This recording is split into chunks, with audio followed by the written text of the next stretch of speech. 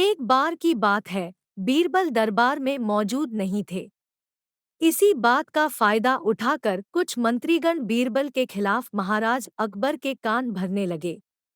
उनमें से एक कहने लगा, महाराज, आप केवल बीरबल को ही हर जिम्मेदारी देते हैं और हर काम में उन्हीं की सलाह ली जाती है। इसका मतलब यह है कि आप हमें अयोग्य समझते हैं। महाराज को बीरबल बहुत प्रिय थे।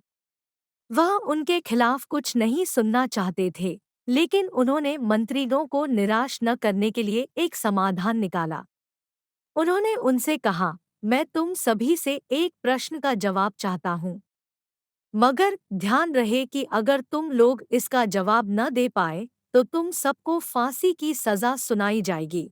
दरबारियों ने झिझक कर महाराज से कहा, ठीक है महाराज, हमें आपकी ये शर्त मंजूर है, लेकिन पहले आप प्रश्न तो पूछिए।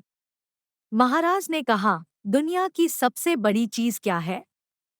यह सवाल सुनकर सभी मंत्रीगण एक दूसरे का मुंह ताकने लगे। महाराज ने उनकी ये स्थिति देखकर कहा, याद रहे कि इस प्रश्न का उत्तर सटीक। इस पर मंत्रीगणों ने राजा से इस प्रश्न का उत्तर देने के लिए कुछ दिनों की मोहलत मांगी। राजा भी इस बात के लिए तैयार हो गए। महल से बाहर निकलकर सभी मंत्रीगण इस प्रश्न का उत्तर ढूंढने लगे।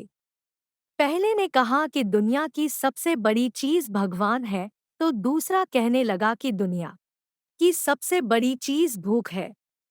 तीसरे ने दोनों के जवाब को नकार दिया और कहा कि भगवान कोई चीज नहीं है और भूख को भी बर्दाश्त किया जा सकता है। इसलिए राजा के प्रश्न का उत्तर इन दोनों में से कोई नहीं है। धीरे धीरे समय बीतता गया और मोहलत में लिए गए सभी दिन भी गुजर गए। फिर भी राजा द्वारा पूछे गए प्रश्न का जवाब न मिलने पर सभी मंत्रीगणों को अपनी जान की फिक्र सताने लगी।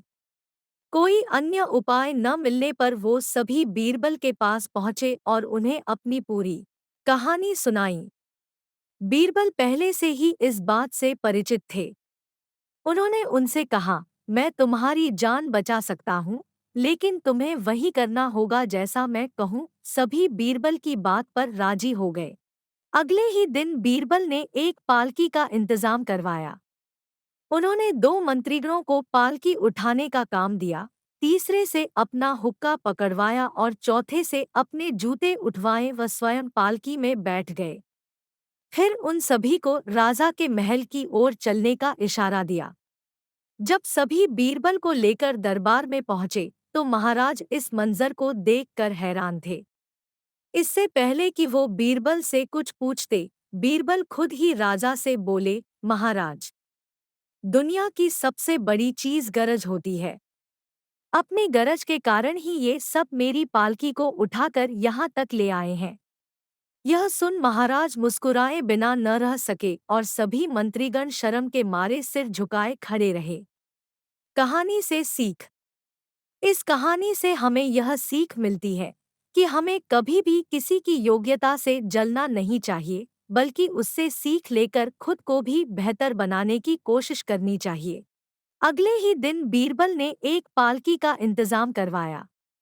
उन्होंने दो मंत्रीगणों को पालकी उठाने का काम दिया, तीसरे से अपना हुक्का पकड़वाया और चौथे से अपने जूते उठवाए व स्वयं पालकी में बैठ गए। फिर उन सभी को राजा के महल की ओर चलने का इशारा दिया।